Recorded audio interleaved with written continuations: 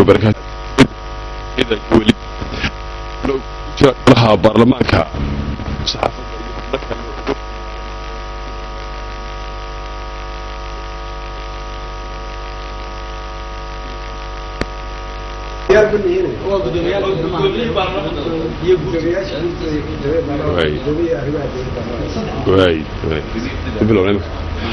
بسم الله الرحمن الرحيم. السلام عليكم ورحمة الله وبركاته. وقت بلارنو هوغامين يا وزيرka wasaaradda arrimaha dibadda ay makana wasiirka ganacsiga wasiirka madaxtooyada xubno isugu jira golaha baarlamaanka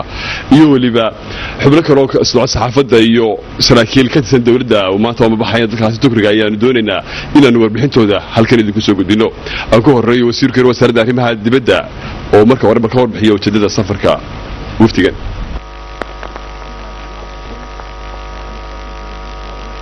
سؤالنا يوضك نجاركنا الصومالية وحنا اليوم نوضع كتبنا سفر كندرك تركيا ونفليه إن دوان وكدعو كلن أي لبضة تركيا رليان والله حريرة أما لقى أم بقاضي شركي ودن هي لبضة تركيا درك تركيا arrimaha waftiga balaaran xukuumadda Soomaaliland iyo golayaasheeda qaranka Soomaaliya ujeedada safarkoodu waa arintan weyn in aanu wada hadalladii sii wadno aan Soomaaliya la lahayn ama war fara badan laga wada hadlo waxaan rajaynayaa in arintaasi wax mixnale oo guud ay ka soo baxaan ساعات وسيلة سوق كبتو وهذا الله دور شيء هو رأيه على سركي بسرقة دور هالكي مرعين يمانت هالك أكثر أفغانستان منو شيء كريس وارنتا ترى دور شيء بس لما نطلع كل من أريم بريورا وحقات لقوا هذي وحوي فريم ويكس يو قابك هو هذا يو شركة دمو حلقة هذي شيء سير لقوا هذي أريمها قارن استكاشرو أمنيكا كمدها وحكمدها هذي أريمها كلا حقة horumarkana gacan la iska siiyo waxaan filayaa in halka laga sii abaqaadi doono duruufo kale iyo arrimo kale oo imika labada dal ka dhex taagan laga wada hadlo laakiin hada iyo jeer wada hadallada anagu waxa gundhigno ah qadiyada siyaasiga ah ee Soomaaliland in ay taageero iyo itraaf ka hesho Soomaaliya iyo beesha iyo dawladda kale inta marka amuura arrimaha kamid ah oo siyaasad leh oo dhaqaale leh oo nabadgelyo leh ayaanu hadii aan leeyahay arrimaha ku soo qaado sida wasiirka soo sheegay waxa uu guddiga waxay ka kooban tahay saddexda kole golaha baarlamaanka fuultida iyo wakiilada guddiga ku-xigeenkii fuultida koowaad baa maraya guddiga arrimaha dibadda baa isaguna ka socda golayaasha marka waa wafdi isku dhow oo ah aan xisbiyadii ahayn laakiin ah golayaasha qaranka marka wada hadalkana waxa loo igmiday waxa weeye xukuumadda inay wixii wada hadal ay samayso iyadana u haysta mandate golayaashuna waa ku taageeray waana la soconnaa waxa laga wada hadlayaa waa inta uu sheegay wasiirku waxa weeye dadka iyay weerar ka gelin waxa weeye waxa ugu horeeya waxa weeye waa madax bannaanida Soomaaliya koonistaageeda ugu horeeya wixii kale soo raacana waa laga wada hadlayaa wuxuuna de maalin kuma dhamaadaan waa hadalla soconaya horena u soo socday markastoo ay sii socdaan Soomaaliya waxa ugu jirta faa'iido laga keenay dad ayna qoon baa ina baranaya marka wada hadallo saas u soconayaan waxaan rajaynaynaa wax Soomaaliya ku farxday inaan ka soo keenno hadii la yiraahdo. العالمين والصلاة والسلام على رسول الله. waxaan jecelahay waxa wasiirka khaarijiga iyo gudoomiyaha madaxweynaha koowaad ee baarlamaanka ayaa si waxaan uga hadlay ujeedada safarka iyo tirada xubnaha safarka waxa weeyaan wafdigu ka kooban yahay waa sidii uu sheegay labada xubnood ugu horeeyay uu sheegeen waxa weeyaan wuxuu ka kooban yahay wafdiga uu madaxweynuhu soo qorsheeyay inay ka qayb galaan wada hadallada tan saddexda gole qaran haday tahay golaha guurtiga haday tahay golaha baarlamaanka ama wakiilada haday tahay golaha xukuumadda saddexda gole ka kooban yihiin xubno kale oo muhiim ah waxa runtii xusid mudan aan jecelahay inaan halka ka xuso waxa la sheegay aan ku arkay saxaafadda qaar ka mid ah Faysal Cali Waraabe oo nagala qayb gali jiray ayaamii hore shirarkii aanu la galay Soomaaliya oo dalacayn iyo aflagaado ama dalacayn iyo hadallaan fiicnayn oo naxli ku ah bulshada dhexdeeda saxaafadda ka yiri aan jecelahay inaan kelmad ka iraahdo arinta Faysal Cali Waraabe haddaan number 1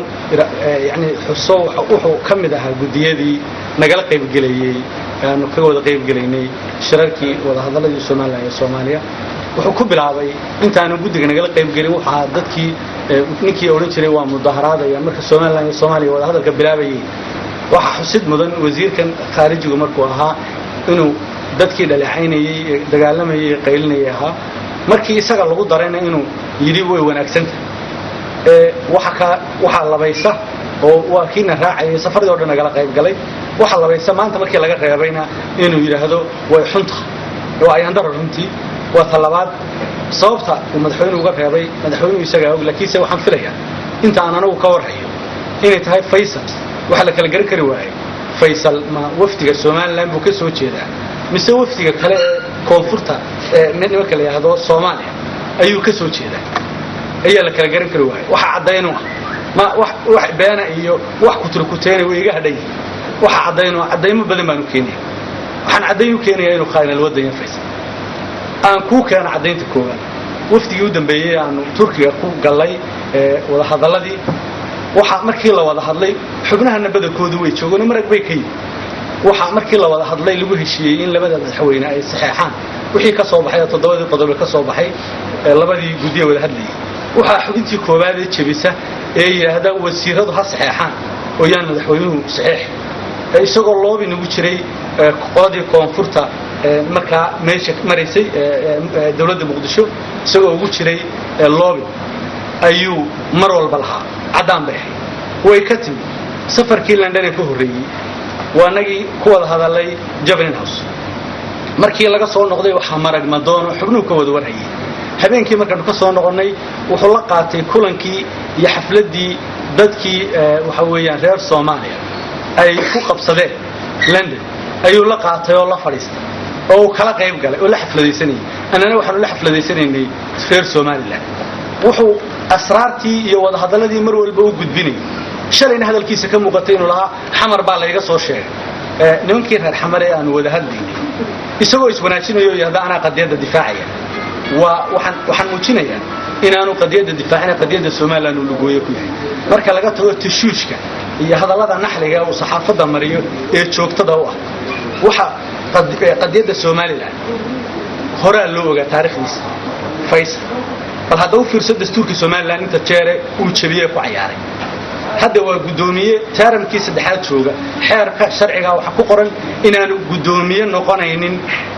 inaanu gudoomiye saddex taaram noqonaynin laba taaram buu gudoomiye galay bal hadda u fiirso xeerkaas yani waa sharciga dalku lahaa u fiirso dastuurka Soomaaliland wuxuu mamnuucaya passport ajnabi qofka haysto oo aan ahayn passport yani dhalasho cid kala haysta inaanu madaxweyne isu taagin laba jeeru dalka khiyaamay mar walba waraaq buu qoro safaaraddu geeyo wixii passportkii waan iska dhigayo jinsiyadii waan celiyay ayaamo yar kadibna dib baan soo qaatay waa khiyaam oo khiyaamaynayo bulshada khiyaamaynayo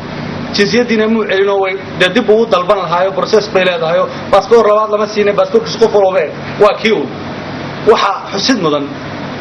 oo runtii aan taariikh qarsoon ahayn taariikhdii Soomaaliland markii halgeed ku jirtay uu dhabarka hayay inamadii uu fo waxna la xidhay waxna la laayay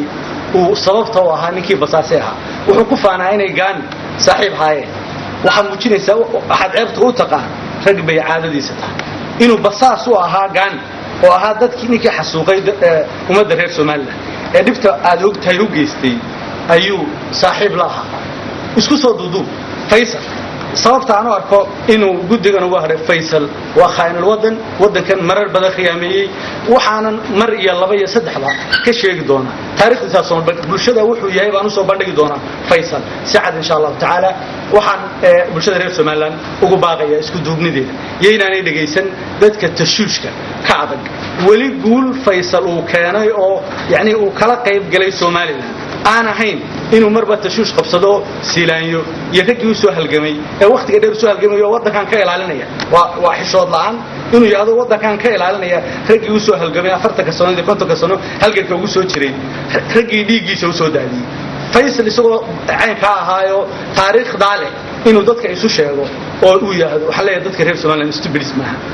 waxa weeyaan dadka reer Soomaaliland tashuushka laga daayo dadka reer Soomaaliland waxaan ugu baaqayaa isku duubni iyo wada jir iyo qadiyada reer Soomaaliland meel lagu soo jeesto waxaan u tagi doonaa aanu ma aha mid aan maanta bilownay nala baran maayo intaas oo goobood baanu nimi oo kaga hadalay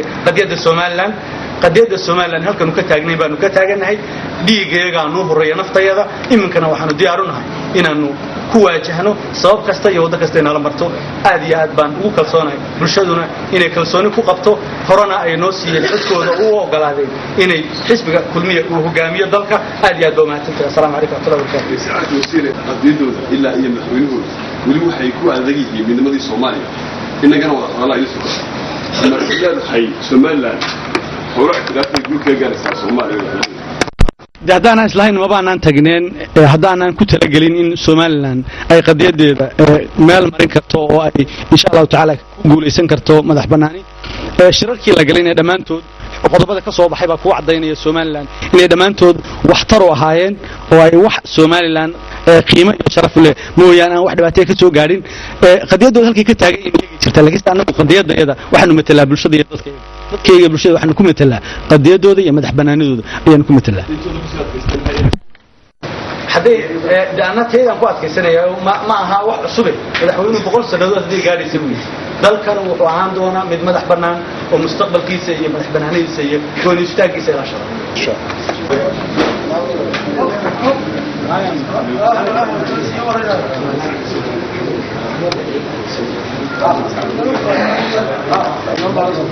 وفيس والله تعب